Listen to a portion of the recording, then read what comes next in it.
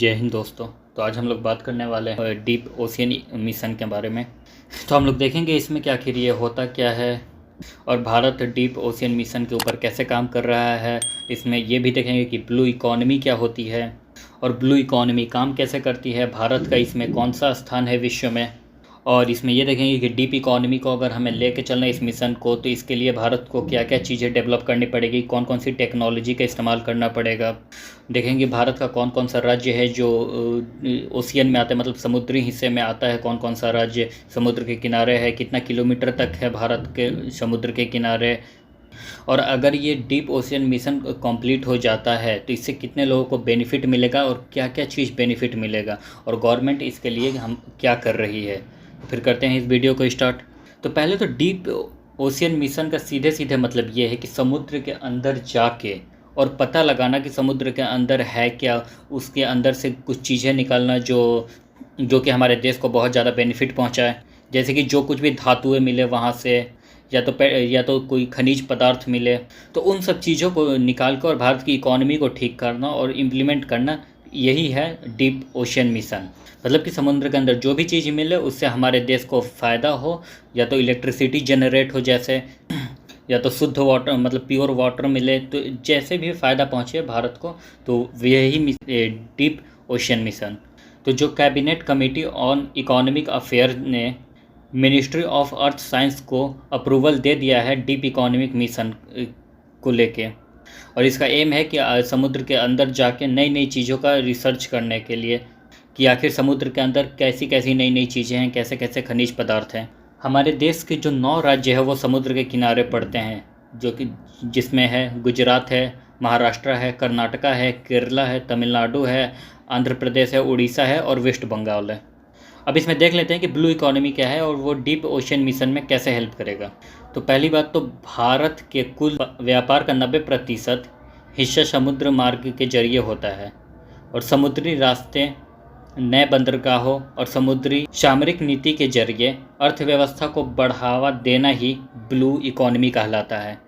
Blue economy के जरिए हम लोग समुद्र के अंदर जो रिसोर्सेज हैं जितने भी उसके अंदर, उसको हम लोग यूज़ में ला सकते हैं। जैसे कि समुद्र के बाहर मतलब पृथ्वी पे हमारा पर्यावरण है, वैसे ही सेम पर्यावरण समुद्र के अंदर भी है। इससे क्या होगा कि जो तटीय क्षेत्र में लोग रहते हैं वो अपना बिजनेस बढ़ाने में उनको बहुत ज़्यादा मदद मिलेगी और बहुत सारे लोगों को जॉब भी मिलेगा।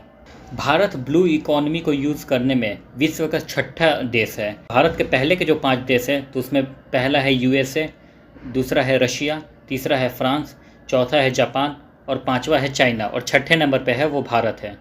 2018 में ही डीप ओशियन मिशन का ब्लूप्रिंट है वो रेडी हो गया था और मिनिस्ट्री ऑफ अर्थ साइंस ने जो ब्लू इकॉनमी पॉलिसी है उसको भी तैयार कर लिया था और उसको रोल में ला दिया था। इस डीप ओशियन मिशन को स्टेबलाइज करने के लिए अगले 5 साल तक सरकार ने 4077 करोड़ रुपए देने का वादा किया है, या फिर ये ऐसा बोल सकते हैं कि देने के बारे में सोचा है ताकि इसे अच्छी तरह से इम्प्लीमेंट किया जा सके। अब हम लोग ये देख लेते हैं कि डीप ओशियन मिशन को इम्प्लीमेंट करने के लिए इसके मुख्य घटक क्या है, क्या क्या चीज़ों की ज़रूरत पड़ सकती है। पहले तो हमें अच्छे टेक्नोलॉजी की ज़रूरत पड़ेगी जिससे कि हम लोग भारत समुद्र के अंदर खुदाई कर सके।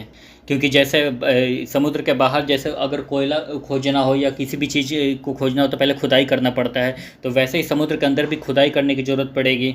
फिर ऐसी टेक्नोलॉजी की ज़रूरत पड़ेगी कि जो ओशियन के अंदर, समुद्र के अंदर का जो क्लाइमेट है, मौसम है, उसके बारे में पता कर सके कि उसके अंदर का मौसम कैसा है। कहीं ऐसा ना हो कि कोई अंदर गया खुदाई उदाई करने या ऐसी जो भी अंदर गया और फिर अंदर का मौसम ही पूरा ख़राब हो गया जिसकी वजह से फिर उसकी मृत्यु हो गई। तो ऐसा तो नहीं होना चाहिए। तो इसके लिए ज़्यादा से ज़्यादा टेक्नोलॉजी का इस्तेमाल करना पड़ेगा कि बाहर रह के भी अंदर जो है वो मेंटेन किया जा सके या अंदर की चीज़ों को हैंडल किया जा सके, बाहर से ही मॉनिटर करना पड़ेगा।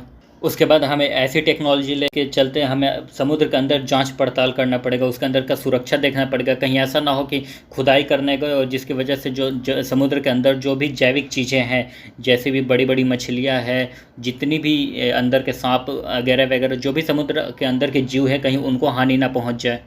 वरना पता चला कि समुद्र के बाहर की जो चीज़ें हैं उसे तो इंसान बहुत गंदे तरीके से इस्तेमाल कर ही रहा है, उसे प्रदूषित करते जा रहा है, उसको क्षति पहुंचाते जा रहे हैं, पेड़ें कटते जा रहे हैं। कहीं वैसा ही समुद्र के अंदर भी ना हो जाए कि जितनी भी प्राकृतिक चीज़ें हैं उसे बिल्कुल हानि पहुंचाने लगे इंसान।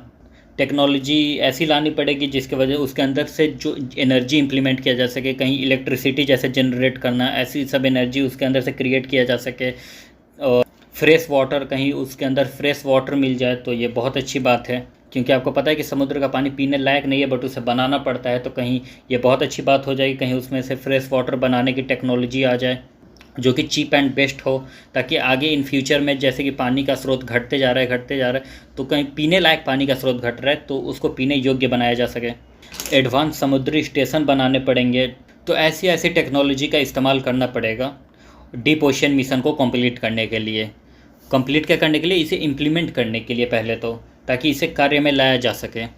हमारे पृथ्वी पर 70% सिर्फ पानी है, जिसमें कि 95% का तो इंसानों को पता ही नहीं है कि उसके अंदर है क्या। 95% जो समुद्र है, जो 95% पानी का सोर्स है, जहाँ तक उसके अंदर तो कुछ भी अभी पता ही नहीं है कि आखिर समुद्र के अंदर है क्या क्या चीज़ें, कैसी कैसी चीज़ें हैं समुद्र के अंदर, किसी को नहीं पता है। क्योंकि समुद्र इतना ज़्यादा गहरा है कि किसी कोई उसके अंदर इतना ज़्यादा जाकर रिसर्च ही नहीं कर पाता है कि आखिर है क्या चीज़ समुद्र के अंदर।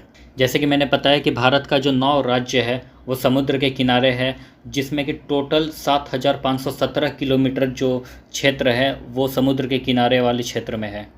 और जो ज़मीन के क्षेत्र का जो किनारा है भारत का, वो है 15,200 किलोमीटर। और अगर हम भारत की पूरी क्षेत्रफल की बात कर ले तो भारत का क्षेत्रफल है 32,87,263 स्क्वायर किलोमीटर।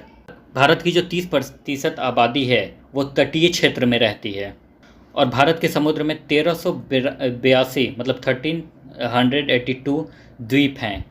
देख लेते हैं कि इससे फ़ायदा क्या होगा, कि अगर ये मिशन स्टार्ट हो रहा है तो इससे फ़ायदा जो होगा, पहले तो वो फिशर्स को होगा, जो मछुआरों हो उनको फ़ायदा होगा, ताकि जो मत्स्य पालन है, मछलियों का जो पालन है उससे ज़्यादा इंक्रीज़ होगा, ज़्यादा बढ़ेगा मछलियों का पालन। उसके बाद टूरिज़्म में फ़ायदा होगा, लोग भ्रमण करने आएंगे, वो चीज़ें देखने आएंगे, या तो फिर वहाँ से चीज़ें बाहर ले जाने में बहुत ज़्यादा बेनिफिट होगा। उसके बाद लोगों को मजदूरी मिलेगी, लोगों को जॉब मिलेगा, रोजी रोटी उनकी सही होगी। उसके बाद समुद्र के जरिए व्यापार बढ़ेगा हमारा और ज़्यादा, जैसे कि हमारे समुद्र में जैसे मछलियाँ हो गई, झींगे हो गई, ये सारी जो जितनी भी चीज़ें खाने लायक मिलती है समुद्र में, वो सारी चीज़ों का व्यापार बढ़ेगा। उससे दूसरे देश में हम लोग वो कर सकते हैं, भेज सकते हैं। विश्व में सिर्फ भारत ही एक ऐसा देश है जिसके महासागर का नाम उसके देश के नाम पे पड़ा है। जैसे कि भारत का नाम आपको पता है इंडिया है, और इंडिया के ओशियन को क्या बोलते हैं, इंडियन ओशियन। और अगर हिंदी में भी देख लेते हैं इसको तो भारत को क्या बोलते हैं, हिंदुस्तान बोलते हैं।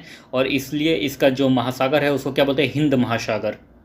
भारत की जो सरकार है उन्होंने उम्मीद लगाया है कि 2030 तक हम लोग एक नया भारत देखेंगे। और ये जो अनाउंसमेंट है वो 2019 के फरवरी में भारत की सरकार ने कर दी थी। और इसमें खास करके ब्लू इकोनॉमी को जो है उन्होंने हाईलाइट किया था, क्योंकि अगर डीप ओशन मिशन जो है ये अगर सही तरीके से स्टेबलाइज हो जाता है तो भारत में बहुत ज़्यादा मतलब जो इकोनॉमी है उसमें बहुत ज़्यादा हाई रेट देखने को मिलेगा इसके थ्रू। क्योंकि कुछ नहीं पता कि समुद्र के अंदर कितनी सारी चीज़ें और क्या क्या मिल जाए भारत को, क्योंकि समुद्रों को हब माना जाता है, क्योंकि वहाँ पे बहुत जैसे कि फूड हो गया, खाने की चीज़ों के लिए वो हब है समुद्र। वहाँ से बहुत सी चीज़ें निकाल के इंसान जो है वो बेचता है, खाता है। एनर्जी का हब हो गया, अगर उससे चाहे तो हम लोग इलेक्ट्रिसिटी जनरेट कर सकते हैं बहुत अच्छे तरीके से। उसके बाद जो खनिज लवण है, जो खनिज पदार्थ है, उसका हब है समुद्र।